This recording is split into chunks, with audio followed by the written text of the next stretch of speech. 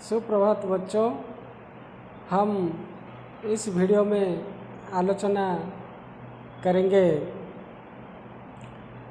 अनमोल मोती का जो पहला पाठ है कबीरदास के दोहे, उस दोहे का जो प्रश्न और अभ्यास है उसी को हम इस वीडियो के माध्यम से आलोचना करेंगे। तो चलिए आलोचना करते हैं। चलो बच्चों, शुरुआत करते हैं। अनमोल मोती का जो संत कबीरदास के दोहे का जो प्रश्नोत्तर विभाग है, हम उसका आलोचना करेंगे। पहला प्रश्न जो है, निम्नलिखित प्रश्नों के उत्तर 2-3 वाक्यों में दीजिए। देखो बच्चों, निम्नलिखित प्रश्नों के उत्तर 2-3 वाक्यों में दीजिए, यानी हमें 2 या 3 वाक्यों में इसका उत्तर लिखना है। तो इसमें पहला प्रश्न क्या है? देखो, क में मनुष्य के जन्म को दुर्लभ क्यों कहा गया है? मनुष्य के जन्म को दुर्लभ क्यों कहा गया है? उत्तर होगा, मनुष्य के जन्म को दुर्लभ कहा गया है क्योंकि मनुष्य की देह या शरीर बार बार नहीं मिलता। जिस प्रकार वृक्ष से फल एक बार गिर जाने के बाद यह फिर से उस पेड़ की डाली पर नहीं लग सकता, ठीक उसी प्रकार मनुष्य के शरीर एक बार नष्ट हो जाने से दोबारा नहीं मिलता। इसीलिए मनुष्य को संसार के समस्त विषय वासनाओं को त्याग कर ईश्वर की उपासना करनी चाहिए, तभी मानव जीवन जो है सार्थक होगा। तो यह था पहला प्रश्न का उत्तर। चलते हैं दूसरा प्रश्न। दूसरा प्रश्न है, साधुओं और सज्जनों की तुलना किससे की गई है और क्यों? देखो फिर से, साधुओं और सज्जनों की तुलना किससे की गई है और क्यों? इसमें 2 प्रश्न पूछा गया है बच्चों। देखो, पहले पूछा गया है साधुओं और सज्जनों की तुलना किससे की गई है और क्यों। तो ये 2 प्रश्न है, हमें उसे मिला के लिखना है। देखो, साधुओं और सज्जनों की तुलना सोने से की गई है।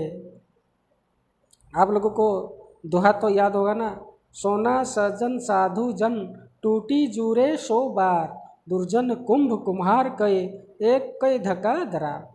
तो उसी दोहे से ये प्रश्न है। देखो, उत्तर है साधुओं और सज्जनों की तुलना किसके साथ किया गया है ना? सोना के साथ किया गया है। सोना के साथ, सोने, स्वर्ण। क्योंकि सोना जिस प्रकार 100 बार टूटने पर वो जुड़ सकता है, ठीक उसी प्रकार सज्जनों और साधुओं के साथ अगर थोड़ा मतभेद हो जाता है तो वे लोग हमें छोड़कर नहीं जाते। मतलब सज्जन लोग हमेशा मित्रता बनाए रखते हैं। सोना के साथ साधुओं और सज्जनों की तुलना किया गया है क्योंकि सोना जो टूट जाता है तो उसे हम दोबारा जोड़ सकते हैं। उसी प्रकार साधुओं और सज्जन के साथ हम लोग का थोड़ा मनमानी या मतभेद हो जाता है तो भी वे लोग हमें छोड़कर नहीं जाते, वे लोग हमेशा हमारे साथ मित्रता बनाए रखते हैं। तो चलते हैं तीसरा प्रश्न की ओर। तीसरा प्रश्न है, कुम्हार का कुंभ किसे कहा गया और क्यों? इसमें भी 2 प्रश्न पूछा गया है। कुम्हार का कुंभ किसे कहा गया है और क्यों कहा गया है? तो हम जानते हैं, दुर्जन कुंभ कुम्हार के एक धक्का धरा। तो दुर्जन व्यक्ति यानी कुम्हार का कुंभ दुर्जन व्यक्ति को कहा गया है। दुर्जन यानी जो बुरा व्यक्ति है उसको कुम्हार का कुंभ या घड़ा के साथ तुलना किया गया है। क्यों? क्योंकि दुर्जन व्यक्ति कुम्हार के घड़े जैसे होते हैं जो एक बार टूट जाने से जुड़ते नहीं। अर्थात कुम्हार के घड़े को एक धक्का देने से टूट जाता है, ठीक उसी प्रकार दुर्जन व्यक्ति के साथ अगर कोई मतभेद होती है तो वो हमसे दूर हो जाते हैं। कुम्हार का घड़ा देखे हो, मिट्टी का, तो उसको अगर हम एक धक्का दे देंगे तो वो टूट जाएगा, दोबारा उसे हम जोड़ नहीं सकते। ठीक उसी प्रकार दुर्जन व्यक्ति भी होते हैं। दुर्जन व्यक्ति के साथ अगर हमारा मतभेद हो जाता है थोड़ा, तो वो लोग हमसे दूर चले जाते हैं। ठीक है, तो देखते हैं अगला प्रश्न क्या है। अगला प्रश्न है,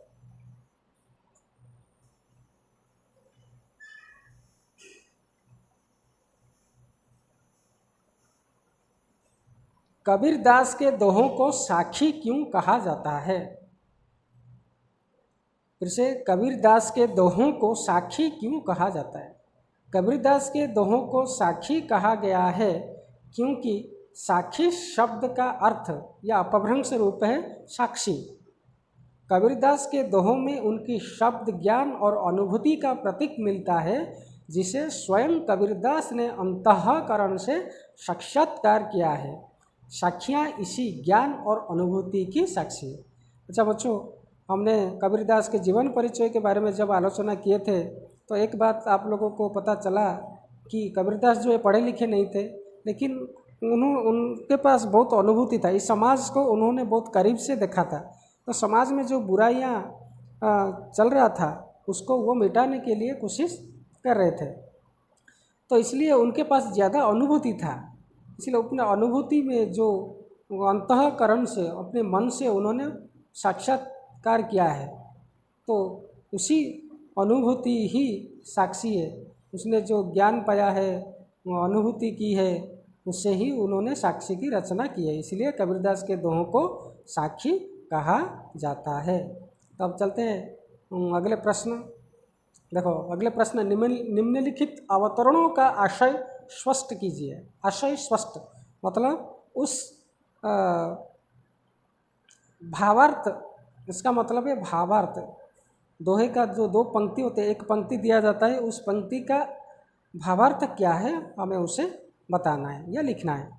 तो पहला जो पंक्ति दिया है, देखो, मनुष्य जन्म दुर्लभ है, देहाना बारंबार। इसका भावार्थ क्या है?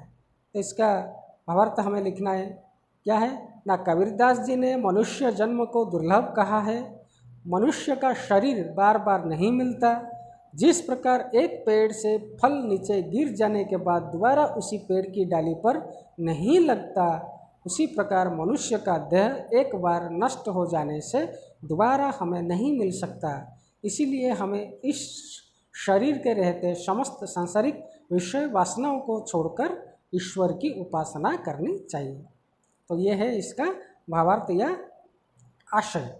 अब चलते हैं दूसरा जो अवतरण क्या है। दूसरा अवतरण दिया है, दुर्जन कुंभ कुम्हार के एकई धका दरार। इसका दोहा है, दुर्जन कुंभ कुम्हार के एकई धका दरार। तो इसका भावार्थ क्या है ना, कबीरदास जी का कहना है कि सज्जन और साधुजन सोने जैसे होते हैं, जो 100 बार टूटने पर भी जुड़ सकते हैं। कुम्हार के घड़े को एक धक्का देने से घड़ा क्या होता है ना, टूट जाता है और उसे जोड़ा नहीं जा सकता। उसी प्रकार दुर्जन व्यक्ति के साथ जरा सा खटपट होते ही वे हमसे अलग हो जाते हैं। तो ये था इस प्रश्न का उत्तर या इस पंक्ति का जो है भावार्थ।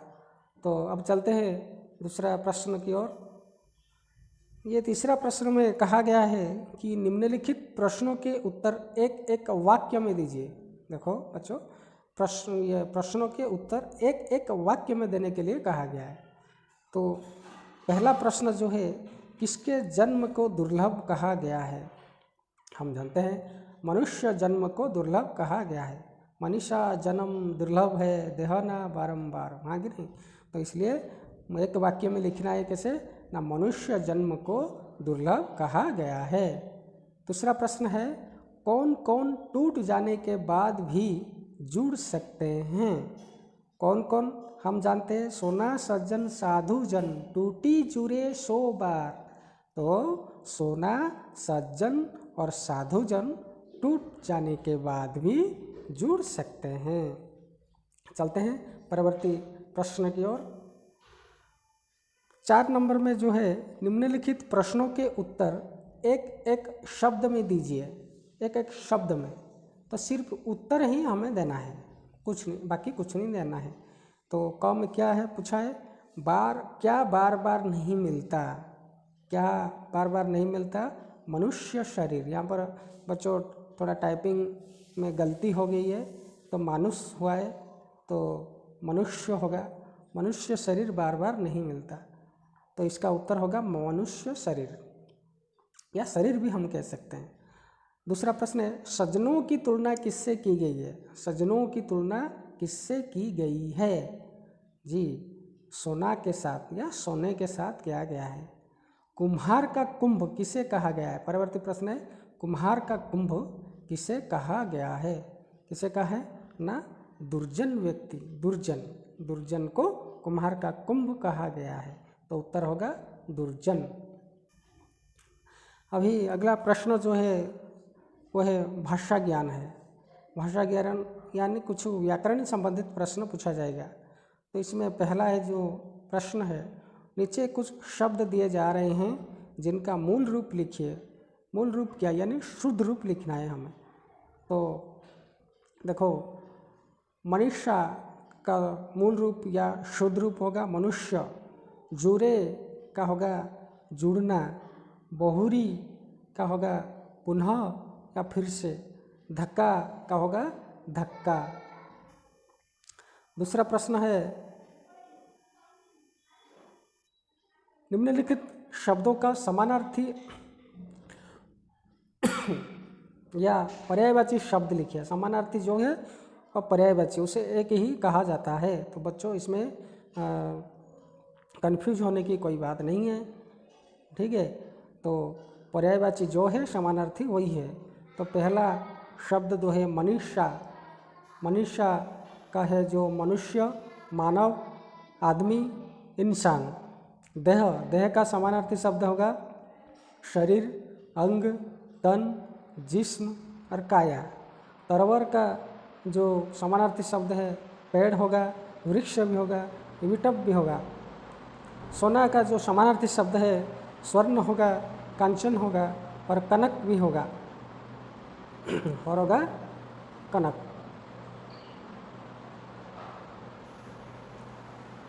उसके बाद कुंभ का समानार्थी शब्द घड़ा भी हो सकता है, मटका भी हो सकता है।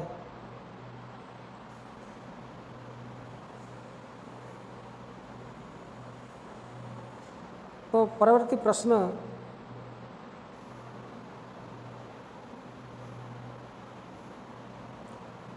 जो है निम्नलिखित शब्दों का विपरीत या विलोम शब्द लिखिए। विपरीत और विलोम शब्द लिखना है। विलोम जो है विपरीत वही। तो जन्म का विपरीत शब्द होगा मरण। दुर्लभ का विपरीत शब्द है सुलभ। सज्जन का विपरीत शब्द है दुर्जन और साधु का विपरीत शब्द है असाधु।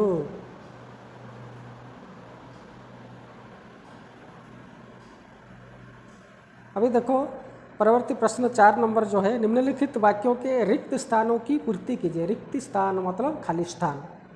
देखो जो रिक्त स्थान जो पहला में तुम्हारी किताब देखो, मनीषा जन्म डैश है डैश न बारंबार। तो जो काला रंग के अक्षर में लिखा है उसे रेखांकित जो किया है वो है तुम्हारा खाली स्थान, किताब में दिया है, उसे हमने पूर्ति कर दिया है।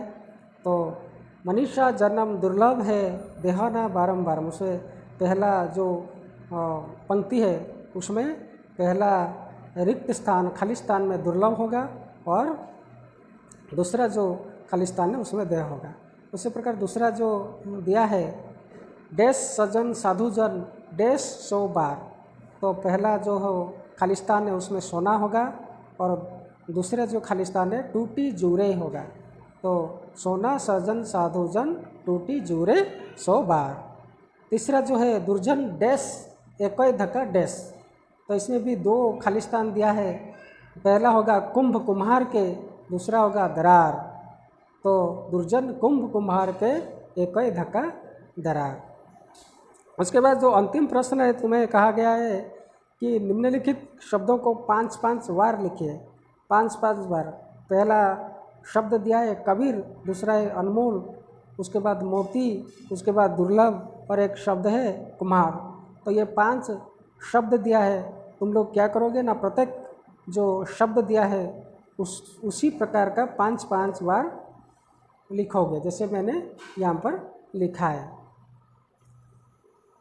तो बच्चों, आज का ये जो कबीरदास के दोहे का प्रश्न और अभ्यास हमने आलोचना किए, तो मेरा विश्वास है कि आप लोग सभी समझ गए होंगे और कुछ संदेह नहीं होगा।